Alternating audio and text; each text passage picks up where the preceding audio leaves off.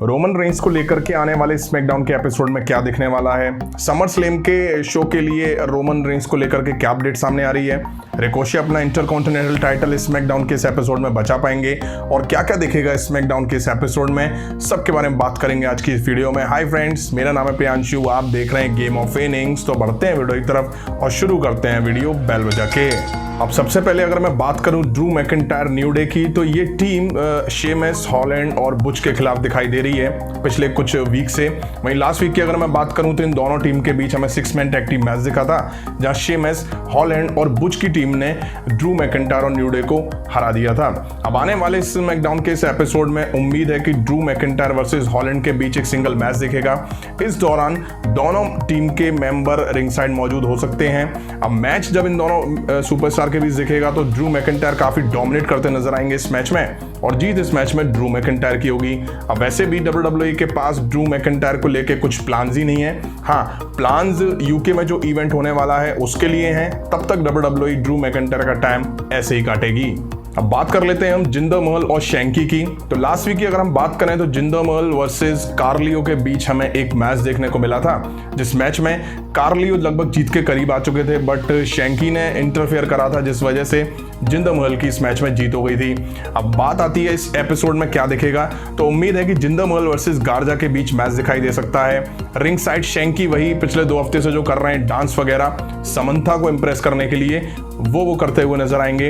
अब बात आती है जीत जिंदर महल और गार्जा में से किसकी होगी, तो शायद हो सकता है कि जीत यहाँ जिंदर महल की होती दिखाई दे जाए, वो भी शैंकी के इंटरफेयर की वजह से। अब अगर हम बात करें तो WWE ने इस एपिसोड के लिए रिकोशे वर्सेस गंथर के बीच इंटरकॉन्टिनेंटल टाइटल मैच अनाउंस किया हुआ है।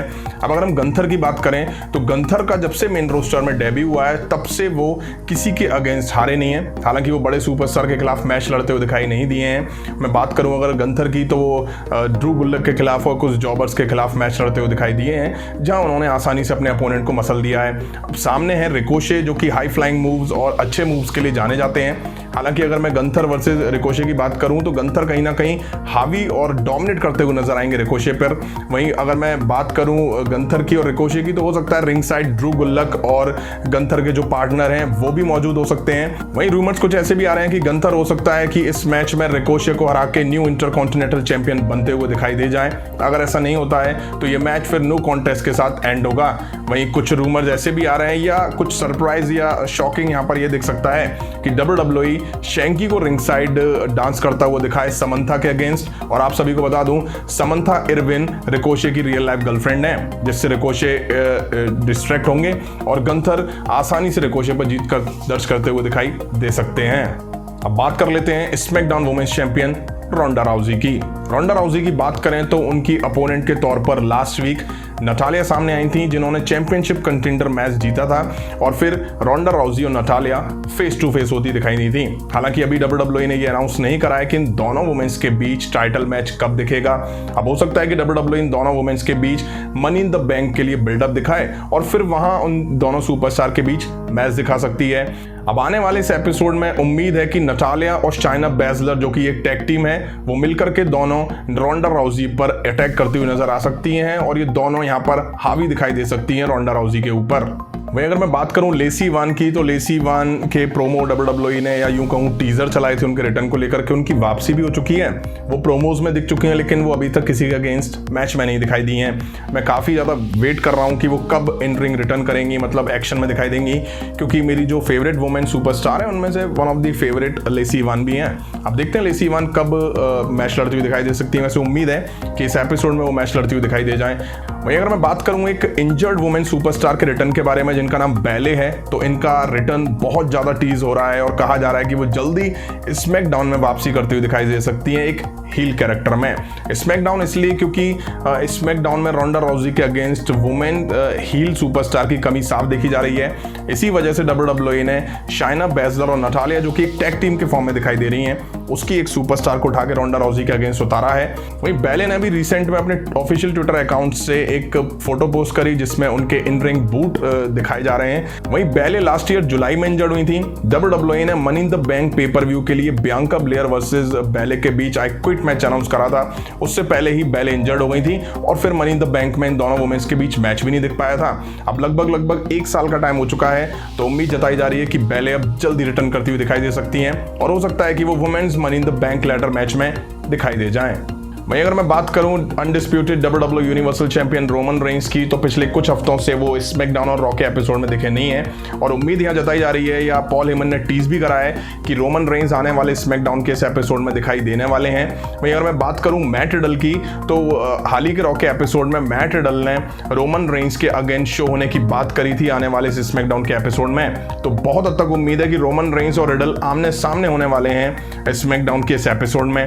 वहीं सवाल ये कि जब ये दोनों आमने सामने दिखेंगे तो इनको लेकर के दिखेगा क्या।